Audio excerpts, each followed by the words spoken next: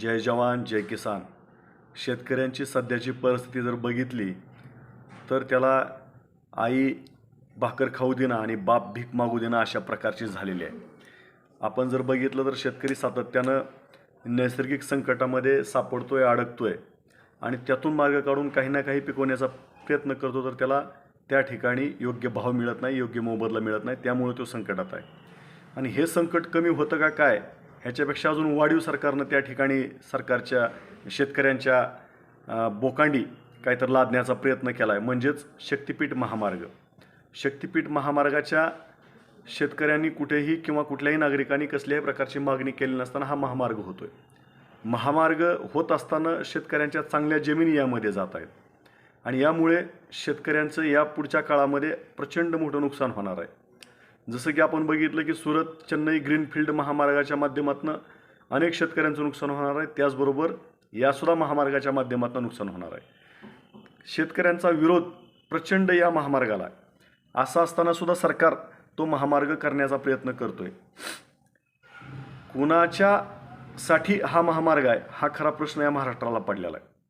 परंतु तो कुणासाठी आहे, कशासाठी सरकारने केला या भानगडीत आम्हाला पडायचं नाही किंवा पडावंसुद्धा लागणार आहे. परंतु आता आम्हाला महामार्ग होऊ द्यायचा नाही, महामार्ग शेतकऱ्यांना करायचा नाही, अशी शेतकऱ्यांची भावना असताना सरकारनं बळजबरीनं त्या ठिकाणी हा महामार्ग लादण्याचा प्रयत्न केला आहे. आज 25 फेब्रुवारी तारीख आहे आणि आज संध्याकाळी 12 वाजल्यापासून बार्शी तालुक्यामध्ये जी काय 8-9 गावं आहेत त्या गावामध्ये संचारबंदी सरकारनं लागू केलेली आहे, जमावबंदी लागू केली आहे, जमावबंदी लागू केलेली आहे. तर ही जमावबंदी जी काय बार्शी तालुक्यातली बाधित होणारी गावं आहे, ती जे शेतकरी बाधित होणार आहेत ते असेल गौडगाव, रातंजण, मालेगाव, आंबेगाव, जवळगाव, हाती, चिंचकोपण, शेळगाव. म्हणजे तुम्ही जर बघितलं असतं तर गौडगावच्या पुढं जसं आपण जाऊ तसा हा सगळा बागायत असणारा भाग आहे, पाण्याखालचा ओलिताचा भाग आहे. ह्या शेतकऱ्यांच्या जमिनी जाणार आहेत आणि त्या गावामध्ये जमावबंदीचा आदेश सरकारनं लागू केलेला आहे. म्हणजे शेतकऱ्यांना न्यायसुद्धा मागायचा नाही, शेतकऱ्यांना आमच्या शेतामध्ये येऊ नका म्हणायचं नाही. आता माझा सरकारला प्रश्न आहे, ज्या वेळेस आम्हाला शेतकऱ्यांची आमच्या आपसातली मोजणी असते, आपसातल्या वाटणीचा प्रश्न असतो, आपसातल्या बांधाचा प्रश्न असतो, आपापसातल्या शेतरस्त्याचा प्रश्न असतो, त्यावेळेस वर्षानुवर्ष सरकारी दरबारी किंवा शासनाच्या दरबारी किंवा शासकीय कार्यालयामध्ये शेतकऱ्यांना हेलपाटे मारावं लागतात. तरीसुद्धा त्या ठिकाणी मोजणी येत नाही, रस्ता त्याला मिळत नाही, बांधाचा प्रश्न मिटवला जात नाही, कुठलाही प्रश्न मिटवला जात नाही. आणि हा शक्तिपीठ महामार्ग ज्याची कुणीही मागणी केलेली नाही, हा महामार्ग मात्र शेतकऱ्यांना जमावबंदी करून त्याची मोजणी केली जाणार आहे. म्हणजे प्रशासनसुद्धा त्या ठिकाणी तो शक्तिपीठ महामार्ग करण्यासाठी किती उतावळी झाले हा यातून लक्षात घेण्यासारखी गोष्ट आहे.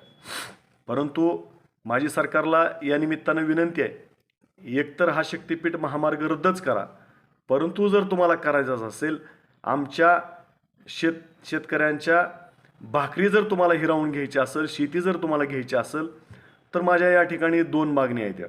सगळ्यात महत्त्वाची मागणी अशी आहे की ज्या शेतकऱ्यांची शेती बाधित होते आहे, ज्या शेतकऱ्यांच्या शेतीमधनं हा मार्ग जातोय, त्या शेतकऱ्याच्या घरातील प्रत्येक एकाला शासकीय नोकरीमध्ये घ्या, शासकीय नोकरीमध्ये त्यांना घ्या, मग आमच्या जमिनी आम्हाला काय हरकत नाही. आणि दुसरी अशी आमची मागणी आहे की ज्या शेतकऱ्यांच्या शेतामधून हा मार्ग जातोय त्या शेतकऱ्यांना मोबदला तर द्याच, शिवाय त्या शेतजमिनीच्या मोबदल्याशिवाय त्या शक्तिपीठ महामार्गामधून जे काही उत्पन्न येणार आहे, जी काय ती वाहनं जात असताना टोल घेणार आहेत तुम्ही किंवा आणखी कुठल्या प्रकारचा वेगळा टॅक्स त्या ठिकाणी वाहनांवरती किंवा इतरांवरती लादणार आहेत, तर त्या टोलमध्ये असेल किंवा त्या टॅक्समध्ये शेतकऱ्यांना भागीदार करून घ्या, पार्टनर करून घ्या. म्हणजे मग आमच्या शेती द्यायला काय हरकत नाही. परंतु आमचे शेत तुम्हाला देऊन आम्हाला जर त्या ठिकाणी भूमिहीन केलं जाणार असेल, आम्हाला जर त्या ठिकाणी तुम्ही रस्त्यावरती आणणार असाल, उघड्यावरती आणणार असाल, तर ती आम्हाला कदापि मान्य नाही. म्हणून माझी सरकार मायबापला विनंती आहे की हा शक्तिपीठ महामार्ग रद्द करा.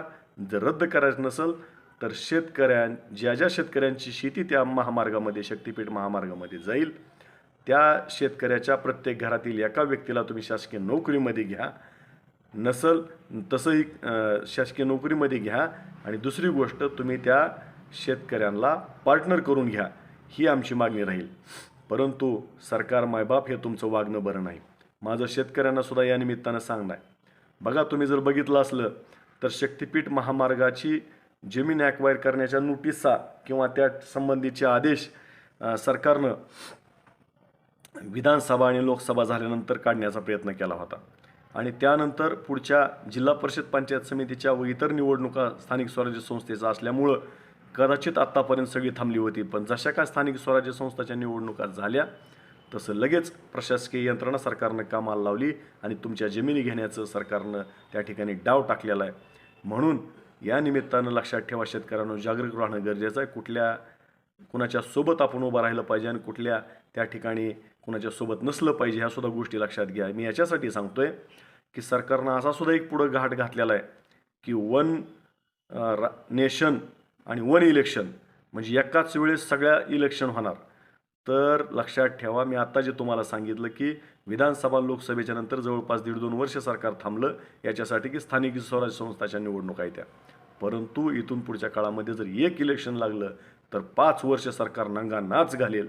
तुम्हाला कुठलीही योजना त्या ठिकाणी देणार नाही आणि कुठल्याही कशाही पद्धतीनं तुम्हाला वागवेल. म्हणून या वन नेशन वन इलेक्शन हे नको आहे. जसं पूर्वीपासून चालू होतं, स्थानिक स्वराज्य संस्थांच्या निवडणुका वेगळ्या वेळेस, आणखी कुठल्या असतील त्या निवडणुका त्या वेळेस, हेच असलं पाहिजे, लक्षात ठेवा. नाहीतर आपलं इथून पुढच्या काळामध्ये एक इलेक्शन झाल्यानंतर 5 वर्ष कुठलंही सरकार येऊ द्या, तुम्हाला अजिबात विचारणार नाही. हे सुद्धा या निमित्तानं लक्षात घेणं गरजेचं आहे. म्हणून इथून पुढच्या काळामध्ये शेतकऱ्यांनी एक राहू, एकजुटीनं त्या ठिकाणी संघर्ष केला पाहिजे, रस्त्यावरती उतरलं पाहिजे. कुठलं खरं आहे कुठलं खोटं आहे ह्या सुद्धा गोष्टी समजून घेतल्या पाहिजे.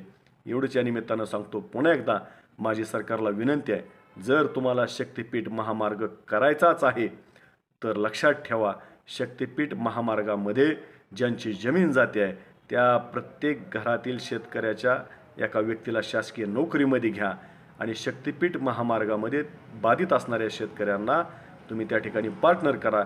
एवढंच या निमित्तानं सांगतो. जय जवान, जय किसान.